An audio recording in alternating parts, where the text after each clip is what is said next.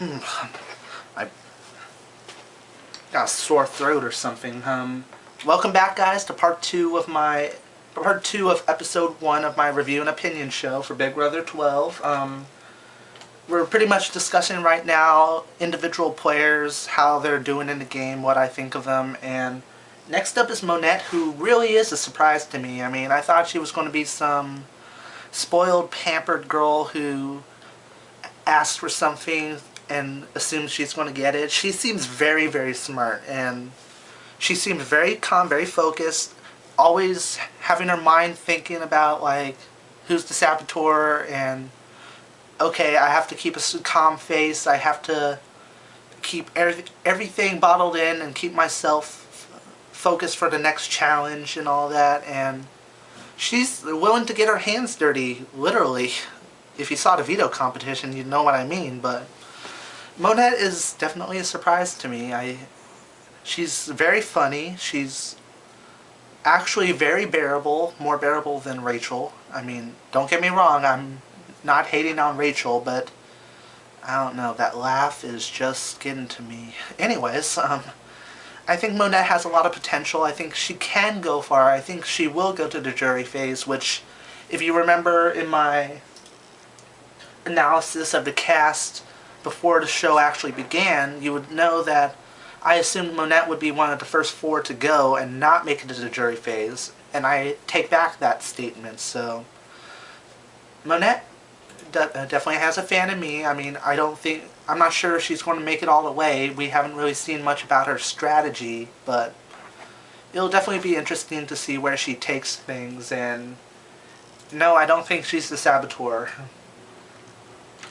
I don't know, I just have a gut feeling it isn't Monette. That would be so random.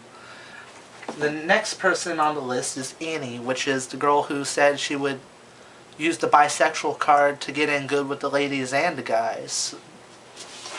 However, this is the weird thing to me. I mean, first episode, they all get to sit around, they all introduce themselves and their occupations and all that and their age.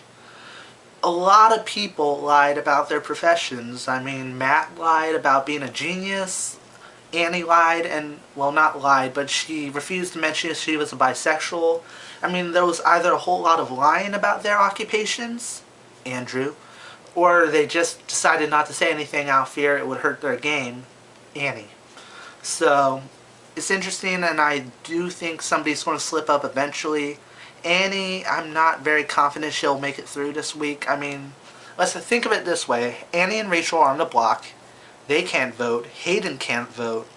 If the Brigade Alliance decides to stick with blindsiding and backdooring Annie, sorry, I can't speak English today, nor any other day. There's already ow, bit my tongue. Wow, I'm embarrassing myself in front of the internet. She has Enzo's vote, she has Matt's vote, she has Lane's vote. That's 3 votes against her already, and she already pissed Brittany off, so I am pretty sure Brittany is going to vote off Annie, because if you remember, Annie kind of called Brittany out when she replaced Brendan on the chopping block, so that's 4 votes. Brendan is obviously going to vote Annie off because Rachel is his showman, so that's 5 votes easily, considering the Brigade stays with their original game plan. I can't really say much about how the other contestants are going to vote, house guests, excuse me. But I'm not a big fan of her, and I do think she's going to she's going to be voted off first week. Now, let's see if I can speak English for the rest of this video. Brittany, not a big fan of also. I think out of all the female contestants, she's like one of the top 2 in who I think might be the saboteur of the saboteurs of women.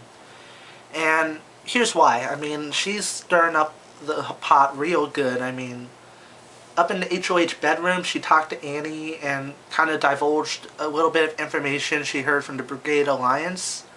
And she said she had no real allegiance to anybody at that point in the game, so she could be stirring up the pot on purpose because she is the saboteur and she wants to cause chaos, but then there's a contradiction to that. There's something that doesn't quite fit in. Why would she put green tape over her own face and put her own butt at risk for not to be nominated? I mean, unless she's trying to take the heat off of her and reflect any suspicion that she could be the saboteur because she X'd out her own face. I mean, that's a possibility, but I don't know. I don't think she's the type of girl who would take a seriously huge risk, so it's hard to say whether or not Brittany is the saboteur. I'm kind of 50-50 on it if it is a woman, and I'll tell you who the other one is very shortly, but she's really getting on my nerves and she's really pissing people off. Like, she already dislikes Rachel. She dislikes Annie. I know there was somebody else she didn't get along with, Kathy, I think, because Kathy called her out on her performance in the veto competition, and she was like, "What? You're the one who was stuck in the caramel." I mean, one of my teammates points out where the tooth is to me, and that's worse than you getting stuck completely in caramel. What's wrong with you? That's not exactly how the conversation went down, but it's kind of where Brittany was trying to get at, and I did question where Kathy was getting at, saying Brittany was the weak link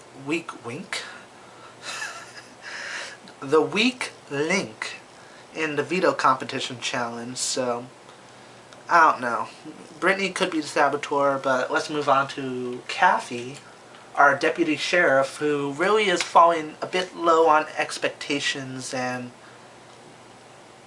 to be honest, she really is a sweetheart. She seems like a sweetheart, but her challenge performance is not up to the standard and expectations that I had for her.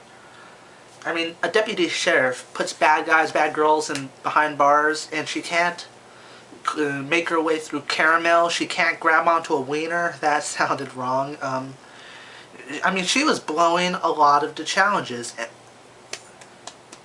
Oh my god, I've been saying that the caramel thing was the veto competition. That's the have-not competition. My bad.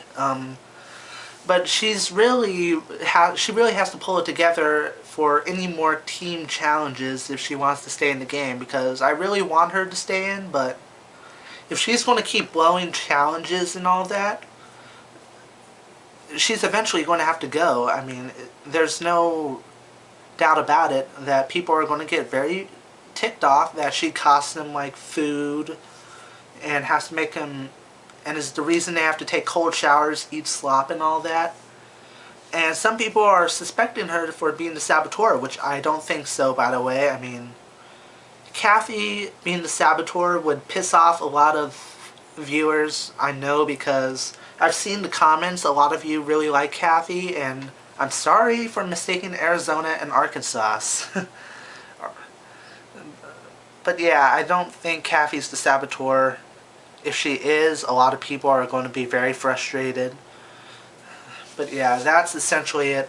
All I have to say about Kathy. Besides the fact she seems like she could really hold her own, and I think she, like, I don't know, Betsy from Survivor Samoa can have a good read on people, can have a feeling on who the saboteur is, who is going to double cross her. I mean, she already thinks that the saboteur is a woman and somebody very likable, which is actually kind of what I came up with. I was assuming that it couldn't be the most obvious choice. It had to be the person that you would most fall in love with, the one you would think is the least likely to be the saboteur, ends up being the saboteur, which is why I thought Reagan was the saboteur, and I still think he is the saboteur if it is a guy. So I do think she has a good gauge on reading people, but we'll have to wait and see how that plays out, because she's kind of cutting it close here in the first week.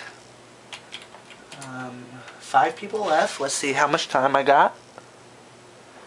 Okay, end of part 2, and God, I need one of those things that actually read me my lines, like right there.